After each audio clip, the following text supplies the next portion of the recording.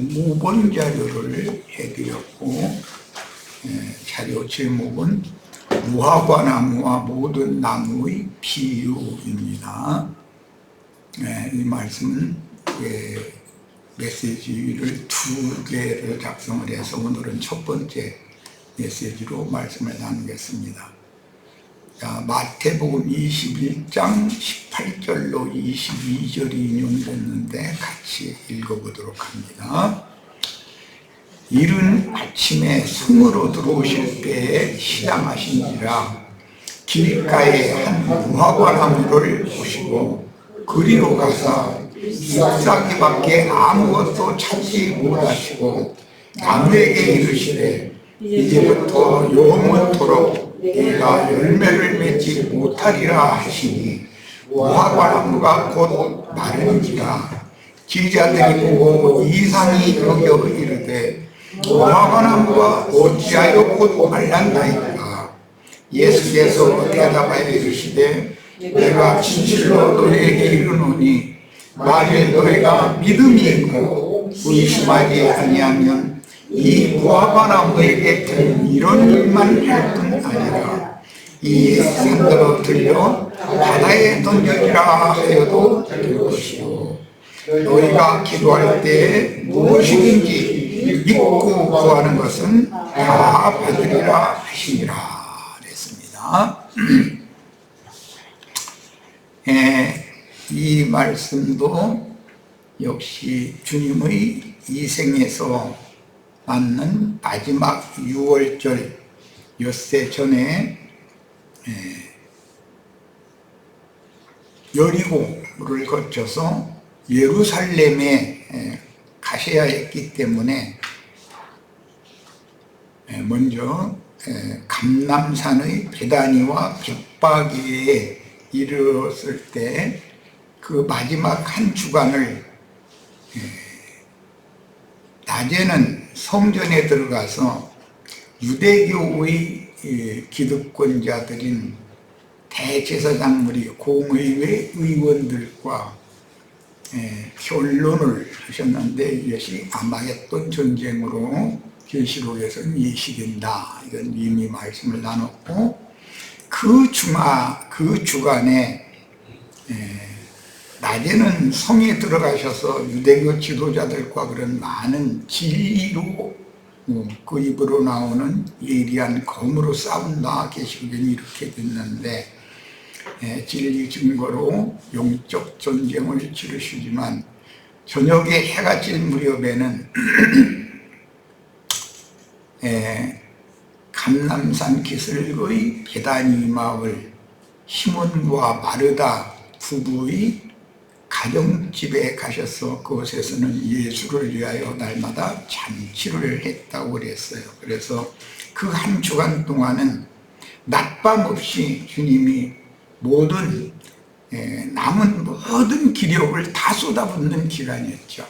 그리고 이제 그 마지막 6월절 좀도 없고 흠도 없는 6월절 양으로 증거를 받은 후에 유대인들의 율법에 의해서 참남한 자다, 이단자다라는 죄명으로 사형수로 종교를 받고 이방인의 손에 넘겨서 당시의 가장 악랄한 극혐이었던 로마 제국의 십자가형을 이제 당하게 되었습니다. 그 과정에 있었던 많은 말씀들이 사복음서의 3분의 1 이상을 차지한다.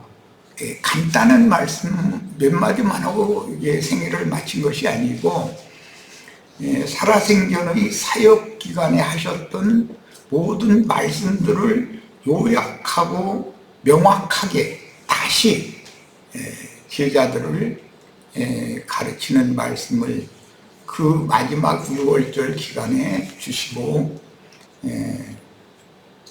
예언을 이제 이루시게 됩니다.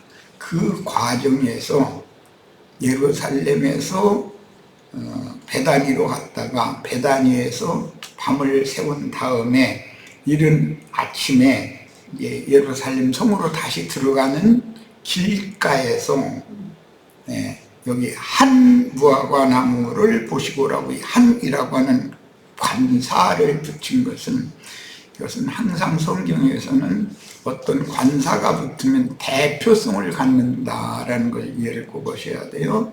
그 무화과 나무, 원래는 이제 그런 뜻인데, 무화과 나무 한 그루가 있었다는 거예요. 그런데 그 무화과 나무 한 그루의 무화과 나무를 보시고 그 무화과 나무 앞으로 가서 잎사귀밖에 찾지 못하고 열매가 없었다는 거예요. 시장하셔서 그 무화과 열매를 따먹으려고 하셨는데, 그 무화과가 열매는 없고 잎사귀만 무성했다, 이렇게 이제 소개가 되고 있어요. 이 말씀이 마가복음에서는 그때는 무화과의 때가 아니밀러라, 이렇게 이제 첨언이 되어 있죠. 그러니까 예수님이 오셨던 소위 말하는 초림 인자예수로 예수께서 자기 땅 자기 백성들에게 오셨을 때, 그때는 자기 땅 자기 백성들에게서 생명의 열매를 찾을 수 없는 때였었다는 거예요. 그러면 무화과나무 열매의 때는 당연히 오겠죠, 오기는. 그런데 이때는 율법과 선지자의 때를 종교라는 시기였었기 때문에 주님의 혈통적인 자기 땅 자기 백성들을 한 무화과 나무라고 이렇게 대표성을 갖도록 비유를 해놨다는 거예요. 그래서 이제 누가복음에는 이 말씀을 설명할 때 무화과 나무와 모든 나무의 비유를 배워라, 이렇게 이제 첨언이 되어 있죠.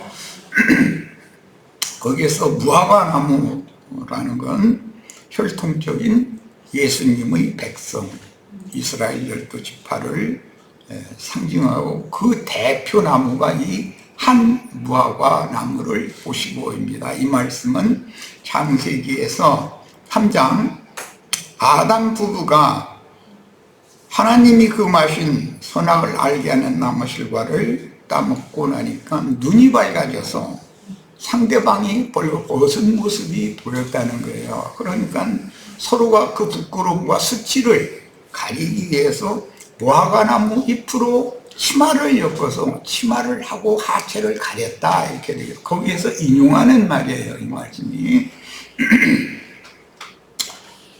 요한복음에 보면 나다나엘이라고 하는 주님의 제자가 된 한 제자가 무화과나무 아래에 있는 것을 내가 봤다, 그러니까 주여 당신 선지자로소이다, 이제 이렇게 고백을 하는 내용도 나오죠. 요한복음에 나오는 말인데, 이만큼 무화과나무에 관한 비유는 여러 모양 여러 부분으로 성경에 기록이 되고 있습니다. 그러니까 천하 만민 중에서 선택받은 선민이 혈통적으로는 이스라엘 12지파였었고, 이스라엘 12지파를 무화과나무라고 상징하는데, 한이라고 하는 이 관사를 의도적으로 사용한 것은 이 무화과나무가 아담과 하와가 치마를 해서 입은 잎만 무성한 그 무화과나무에 있었다는 것을 여기서 의도적으로 지금 말하고자 하는 거예요. 그러니까 그때 예수님이 오셨을 당시 이스라엘 나라는 율법 행위의 위선적인 율법 행위는 풍성했지만 생명의 열매는 맺지 못하고 있었다, 이제 그런 뜻이에요. 그 예수님이 무화과나무 열매를 따먹으려고 했다라는 말은 잘 아시는 것처럼 요한복음 4장에서는 예수님이 사마리아 여자를 먹으려고 했다는 거예요. 먹는다. 생명나무 열매를 먹고 선악을 알게 하는 나무 열매를 먹지 말아라. 생명나무가 아닌 선악을 알게 하는 나무 열매를 먹으면 무트 죽고 또 죽는다. 그런데 우리 번역에는 반드시 죽으리라, 이렇게 번역이 되어 있죠. 죽는다는 용어를 2번 반복한 것은 육신의 몸만 죽는 것이 아니라 영원한 죽음인 그 영혼이 하나님의 생명에서 영원히 단절된다. 그게 정령 죽는다라고 우리 번역에는 번역이 이렇게 됐어요. 이건 계시록에서는 둘째 사망, 불못에 떨어지는 심판을 받는다. 그런 예언이었었던 거예요. 야, 그런데 이 한 무화과 나무가 저주를 받았는데 이 무화과 나무가 열매를 맺는 때가 반드시 올 거라는 거예요. 그게 무화과 나무의 비유예요.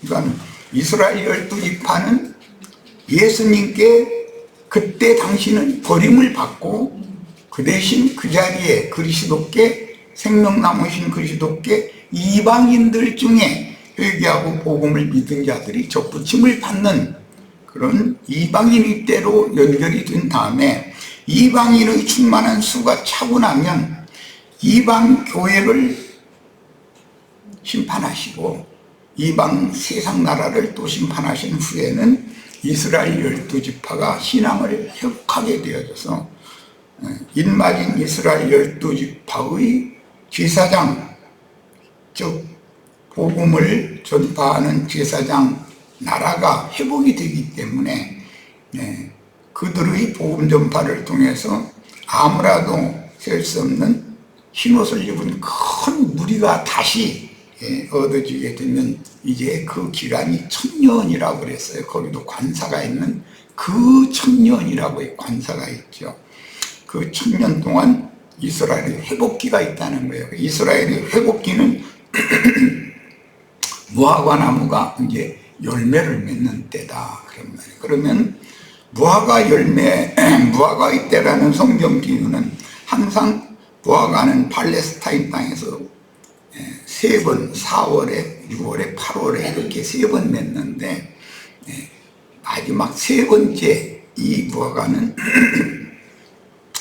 선지서들에 나오는 좋은 무화과 나무 광줄이 좋은 무화과가 맺는 때다. 그때는 상품성이 제일 많기 때문에 좋기 때문에 그때는 무화과를 추수를 한다는 거예요. 그 전에는 무화과가 열매가 맺었을지라도 무화과 과원을 경영하는 농부는 추수를 하지 않는다는 거예요. 상품 가치가 없으니까 누가 사가는 사람도 없고 그래서 지나는 사람이 누가 좋은 무화과의 처음 열매를 보면은 지나가던 사람이 얼른 따먹으리라 그랬죠. 누구나 먹어도 되는 거예요. 이런 여러 가지의 비유들이 성경에는 무화과 나무에 대한 비유들이 나온다. 이것을 염두에 두고 이제 말씀에 들어갑니다. 한 무화과 나무는 옛적 에덴 동산의 나무로서 그 무화과 나무 아래에 두려워서 숨었었죠. 아담 부부가. 그런데 주님께서는 그 무화과 나무 앞에 와서 아담아 네가 어디 있느냐라고 불러내셨죠. 이것이 요한복음에서는 나다나엘에게 주님이 찾아오셔서 무화과 나무 아래에 있는 나다나엘이 찾아오셔서 나다나엘을 불러내시는 걸로 성취가 됐잖아요. 자, 이런 것을 잘 마음에 담으시고 오늘 우리를 죄인된 상태로 자신의 죄과 때문에 하나님 음성을 듣는 것, 하나님을 만나는 것이 두려워서 입만무성한 무화과 나무 아래 숨어있는 우리 같은 죄인들에게 찾아오셔서 아무개야 네가 어디 있느냐라고 부르는 것이 곧 구원의 시작이다라는 거예요. 자, 한 무화과 나무는 옛적 에덴 동산의 나무로서 이어진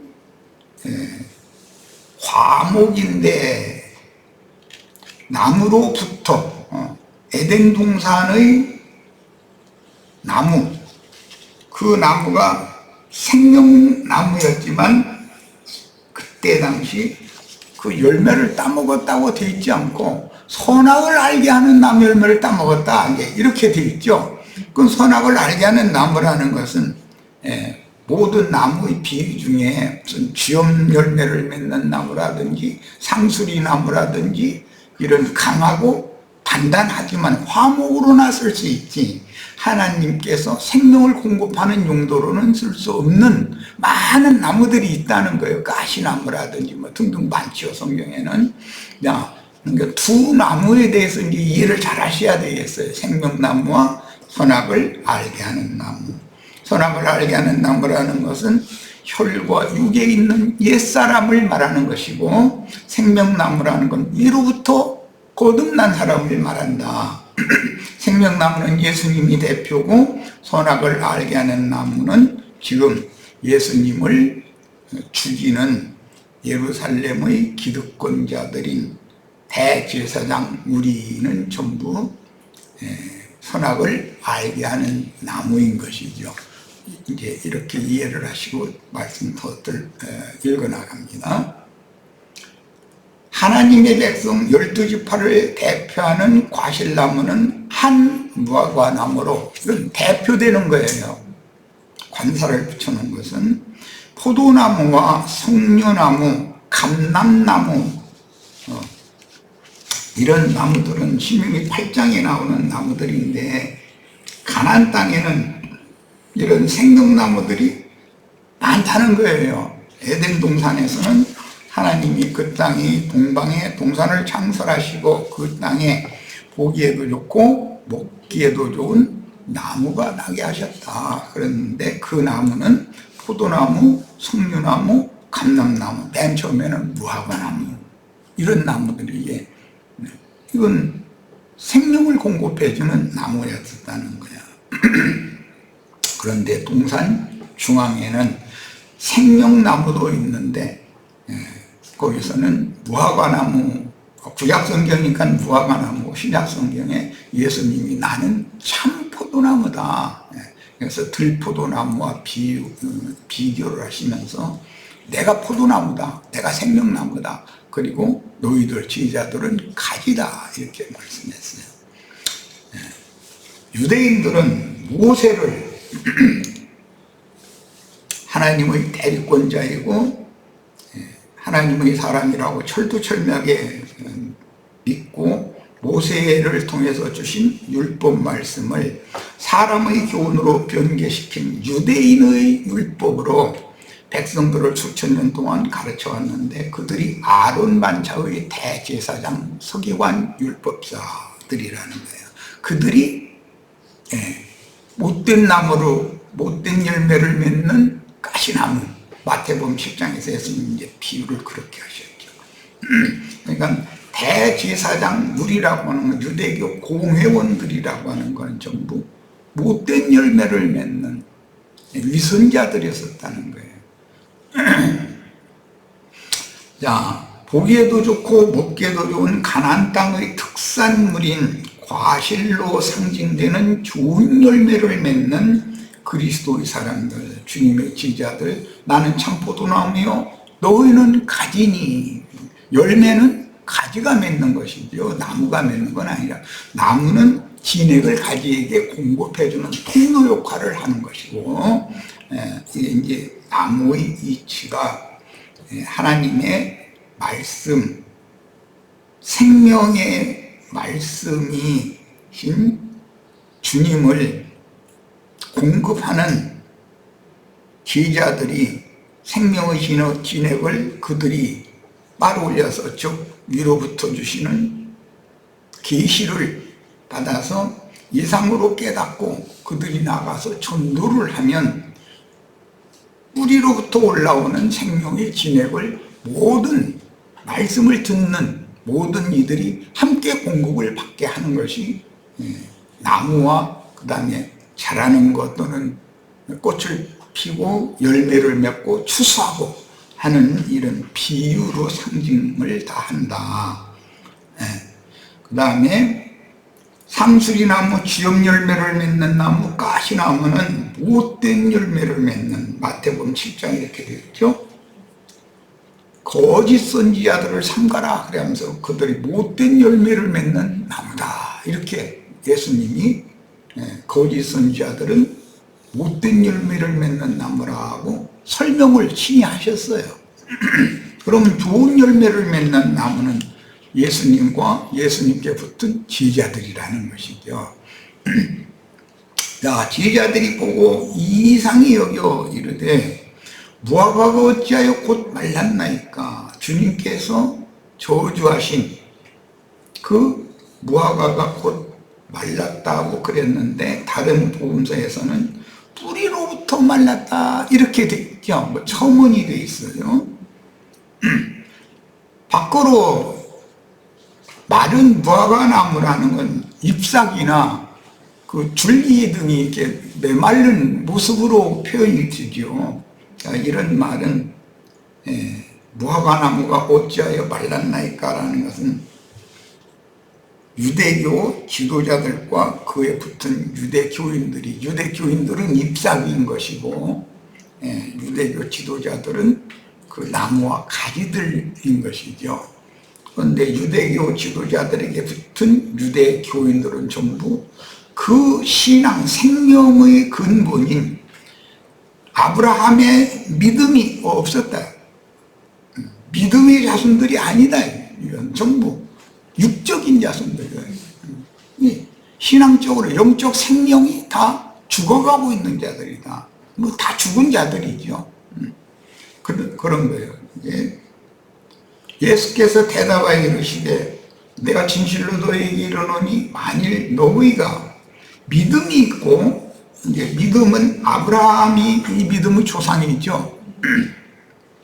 의심하지 아니하면, 이건 제자들 보는 말이에요. 이 무화과 나무에게 된 이런 일만 할 뿐 아니라 이 무화과 나무에게라는 여기 이라는 이 관사도 한과 같은 그런 뜻으로서 저주받은 무화과 나무다.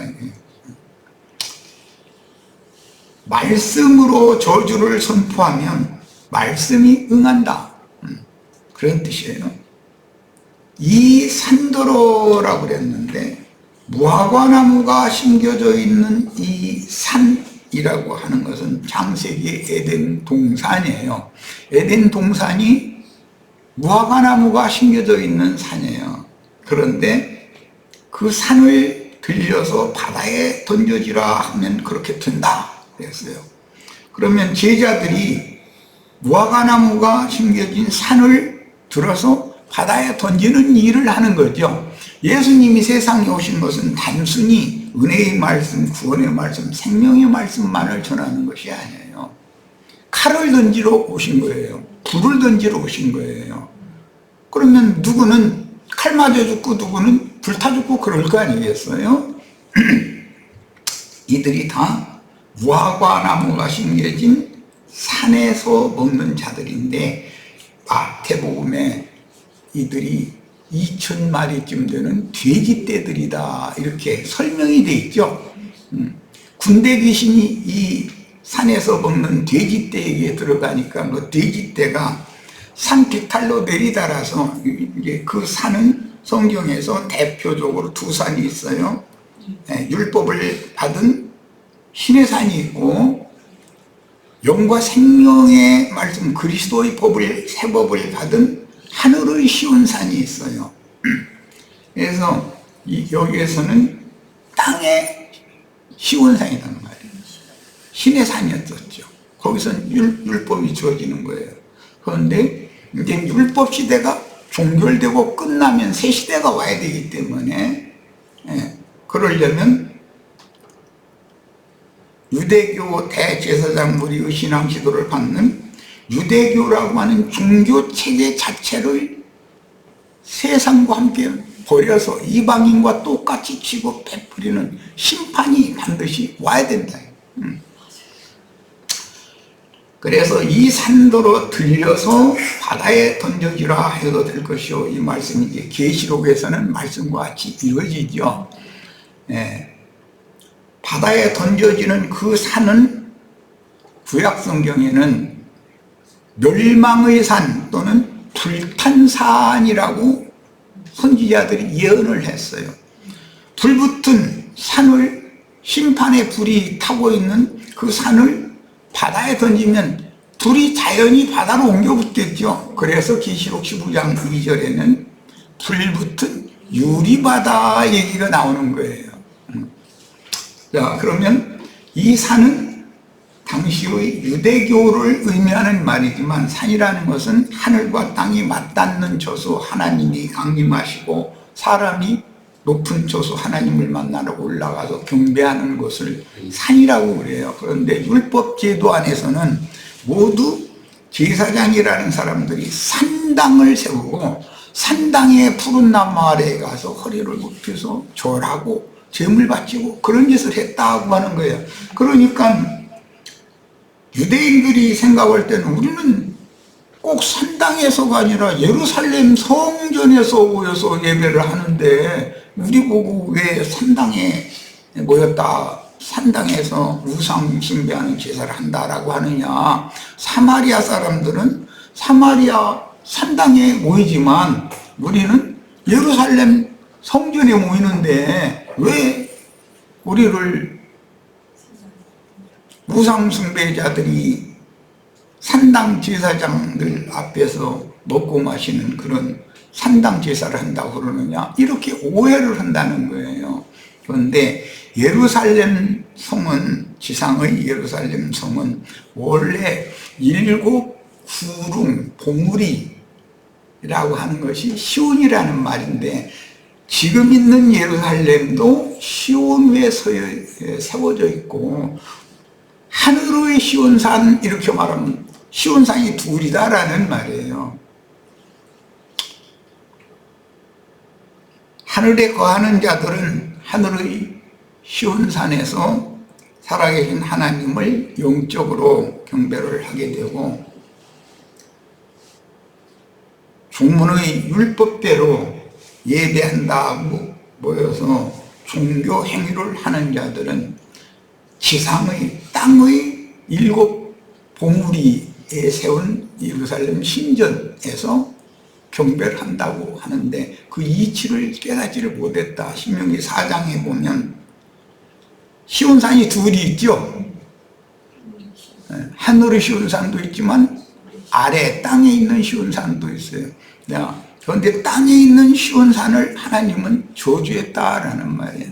그래서 이 말씀이 계시록 17장 5절 이하에 나오는데, 많은 물 위에 앉은 큰 음료의 7 머리는 7 왕일 뿐 아니라 7 산이요, 이렇게 되어 있죠. 높은 봉우리다 이거예요. 이들이 아시아에 있는 7 교회들의 변질된 하나님의 종들을 전부 다 7 머리, 음료의 7 머리다. 그들이 7 왕족들이고 음녀가 앉은 7 산이다 이렇게. 그래서 큰 성 바벨론은 결국은 바다에 던져지면 불붙은 유리바다에 빠지게 마련이고, 그 다음에는 바다는 다시 있지 않고 그 다음에는 영원한 불못이 계시가 되는 거예요. 그들은 세상에 결탁되어 있기 때문이다.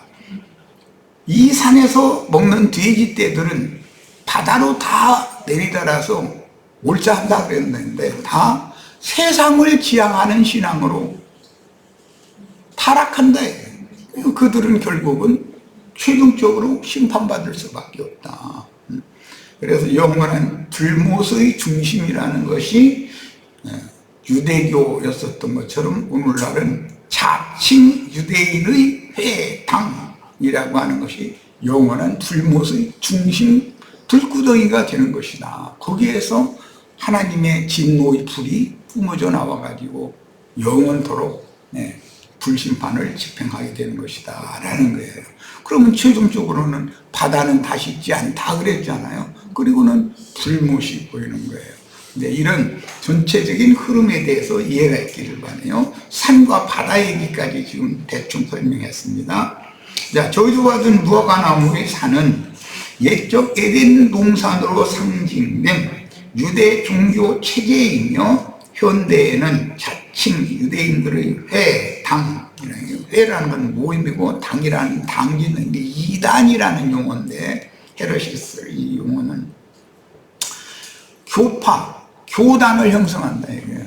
유대교라는 것은 바리새파, 사두개파, 헤롯당파, 무슨 에센파, 뭐 가나나인이라고 하는 열성당, 뭐 이렇게 해서 많은 당파가 있죠. 예, 그런 것과 같이 회당이라고 그런단 말이에요. 세속 이들은 혈통적인 유대인이 아니라 자신들은 우리는 유대인이다라고 자칭하는 자들이다. 기독교계의 사람들을 이렇게 표현을 한 거예요. 계시록에서는. 세속교계로서 2000마리 돼지떼가 먹던 산으로도 묘사되며 멸망의 산 혹은 불탄 산으로도 묘사되는 큰 성 바벨론의 기초, 큰 성 바벨론은 음력안전 7산 위에 세워진다 하고 계시록에는 이제 설명이 되어 있습니다. 또 예레미야 51장 25절에 이게 구체적인 설명이 되어 있죠. 예언이죠.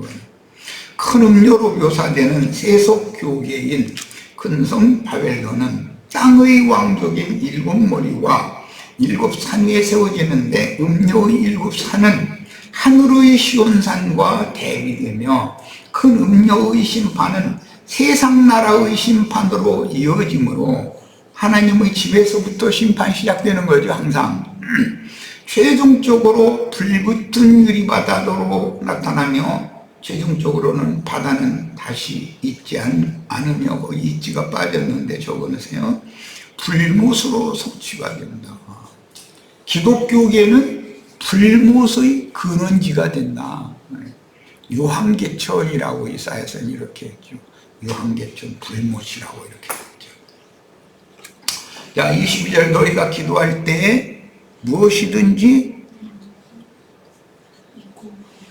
믿고 구하는 것은 다 받으리라 하시니라. 저녁 때에는 예루살렘 신전과 성문을 닫기 때문에 일반인들은 해가 지기 전에 기도하는 집인 성전과 대대로 모여 제사하는 신의 도성 문 밖으로 나와야 하는 것은 당연한 거다. 그래서 예수님이 이른 아침에 성 안에 들어가셨다가 저녁 때에는 성에서 나왔다 하고 기록이 된 이치는 그건 자연스러운 것이에요. 왜냐하면 성전 문과 성문을 닫기 때문에 그 안에 계속 있으면 갇히게 되잖아요. 그럼 나와야 되는 거죠. 자, 누가복음 21장 29절을 인용구를 봅니다. 이에 비유로 이르시되 무화과 나무와 모든 나무를 보라. 단순히 무화과 나무만 지금 말씀한 게 아니라는 거예요. 누가복음에는 모든 나무라는 말씀이 첨언되어 있어요. 싹이 나면 너희가 보고 여름이 가까운 줄을 자연히 아나니 이와 같이 너희가 이런 일이 일어나는 것을 보거든 하나님의 나라가 가까이 온 줄을 알라. 그랬어요. 지금은 6월절 시기니까 우리나라로 말하면 3월, 4월경 그런 때단 말이에요. 새싹이 나는 초봄 때예요. 그러니까 이제는 6월절 다음에 초실절이 오고 처음 열매를 추수하는 절기죠. 6월절 무교절은 이어지고 초실절이 오고 그 다음에 오순절이 온 다음에 나팔절, 속죄절, 장막절 이렇게 이제 절기가 이어지는데 이때 예수님이 오셔서 하나님의 나라가 가까이 왔다라는 말씀을 지금 선포하셨는데 예수님이 하나님의 말씀을 가지고 오셔서 구원의 말씀을 자기 백성들에게 선포하는 때는 하나님의 나라가 가까이 있는 중이죠. 많은 요한의 제자들에게 너희가 하나님의 나라에 가까이 왔구나라고 그러잖아요. 하나님 나라에 들어오려면 예수 안으로 들어와야 되는데 하나님 나라와 가장 가까이 있는 사람이 세례 요한이기 때문에 요한의 제자들은 하나님의 나라에 가까이는 왔지만 요한의 제자 중에 베드로나 안드레나 많은 그 지지자들은 한 발짝 더 가서 요단강 이편에 있는 것이 아니라 건너서 큰 구름을 건너서 천국에 진입을 한 제자들이 있고, 요한의 제자들로 그냥 남은 자들은 가까이는 있지만 큰 강을 건너지는 않았다. 요단강을 건너지는 않았다. 그런 표현이에요. 그런데 오늘 무리들도 얼마든지 내가 성경 지식도 많고 신앙생활도 오래였고 자긍심을 다 가질 수는 있지만 가까이는 왔는데 주 안에 완전히 들어오지 않았을 수 있는 사람도 부지 기수지요. 더 많지요. 이런 사람들이.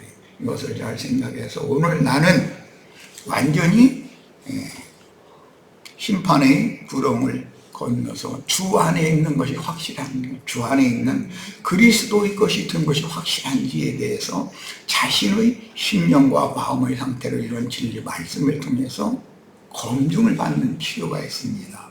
자, 마가복음 13장 28절 읽고 첫 시간 말씀입니다. 무화과 나무의 비유를 배워라. 그 가지가 연하여지고 잎사귀를 내면, 가지가 연하여진다라는 것은 물이 오른다, 진액이 올라온다 이 말이죠. 잎사귀를 내면 여름이 가까운 줄 아나니.